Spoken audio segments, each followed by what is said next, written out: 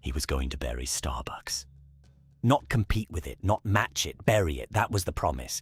And for one brief, blinding moment, Wall Street believed him. But on April 2nd, 2020, a document landed on the internet that stopped everything.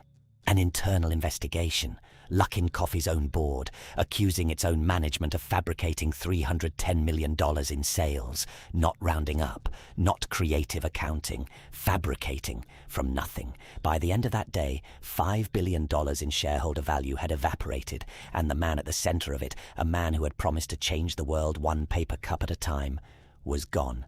His name was Luckin Coffee's COO, Jian Liu, and the story of how he built this and how it died is one of the most audacious frauds Wall Street ever fell for.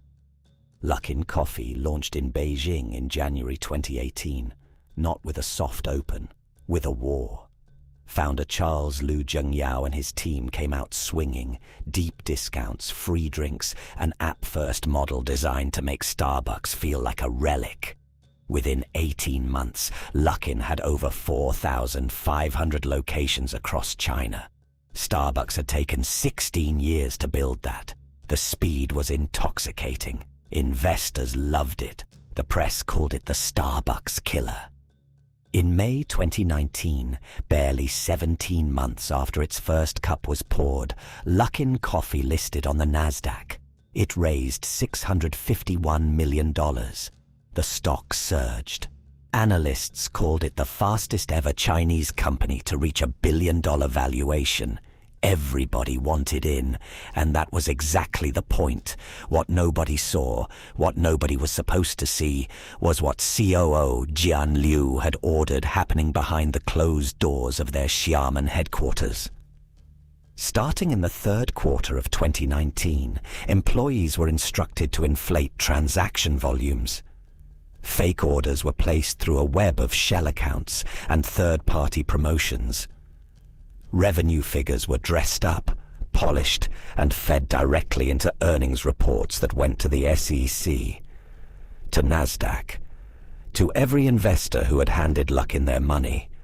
The inflation was not subtle. Sales were exaggerated by at least 69% in the third quarter of 2019 alone. By the fourth quarter, the fabricated revenue reached $310 million. That was not the real number. That was the lie, and the lie had been running for months before anyone noticed. The first crack came from an unlikely source. In January 2020, a short seller research firm called Muddy Waters Research received an anonymous 89-page report. The report had been assembled by an unknown group who had stationed hundreds of people outside Luckin locations across China, physically counting cups, timing orders, tracking receipts. What they found did not match what Luckin was reporting, not even close. Muddy Waters published their findings on February 1st, 2020. Luckin stock dropped 10% that day. The company called the allegations baseless. Management issued a denial so confident it bordered on contemptuous. Then April 2nd happened. Luckin's own audit committee had been quietly investigating, and what they found confirmed everything Muddy Waters had alleged, and then some. Jian Liu and several subordinates had orchestrated the inflation deliberately, systematically, and knowingly. The board suspended Liu immediately, but the damage was already done. Nasdaq halted trading. The SEC launched an investigation. The Department of Justice opened a criminal probe. In China, regulators moved on the company's assets. In the United States, class action lawsuits piled up faster than Luckin could track them. Shareholders who had bought in at the peak, $50 a share in January 2020, watched the stock crater to under $2 by May. Some never recovered a cent.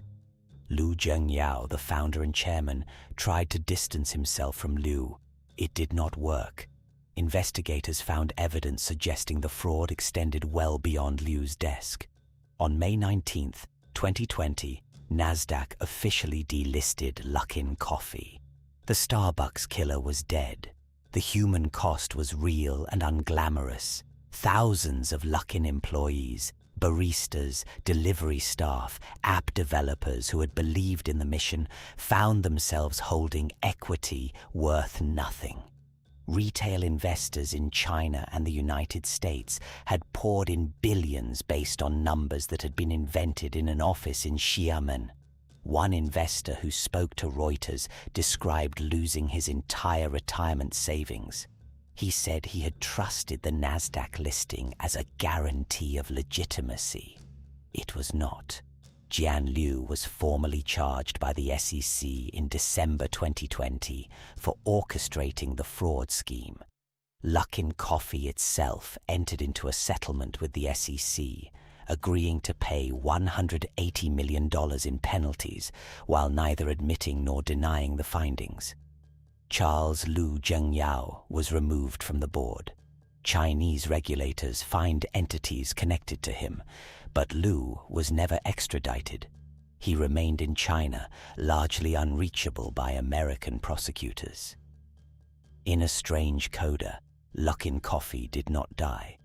Under new management and restructured ownership, the company emerged from bankruptcy proceedings in April 2022. It continued operating in China. By 2023, it had actually expanded, quietly, efficiently, now processing real transactions through a rebuilt app. The stores that had been props in a fraud were now, somehow, a functioning business. The brand that had been built on a lie was still standing. The investors who had funded that lie were not. Jian Liu's criminal case wound through the American legal system slowly. The fraud had been technically committed in China by Chinese nationals, documented in Mandarin, with proceeds that never touched US soil in a straightforward way. Jurisdictional complexity became the accused's greatest ally. As of this recording, no individual has served a single day in a US prison for the Luckin Coffee fraud. Think about what that means.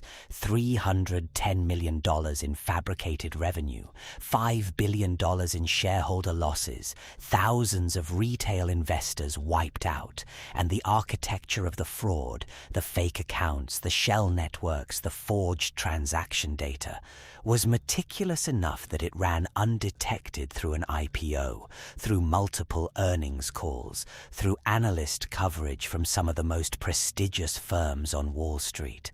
Wall Street wanted the story to be true. It wanted the Chinese Starbucks. It wanted the growth curve and the app downloads and the hockey stick chart. And so it looked. But it did not look closely enough. It never does. That is the part of this story that does not end when the verdict comes in. The investors who funded Luckin did not fail because they were greedy. They failed because they trusted a system designed from the beginning to be trusted and then betrayed.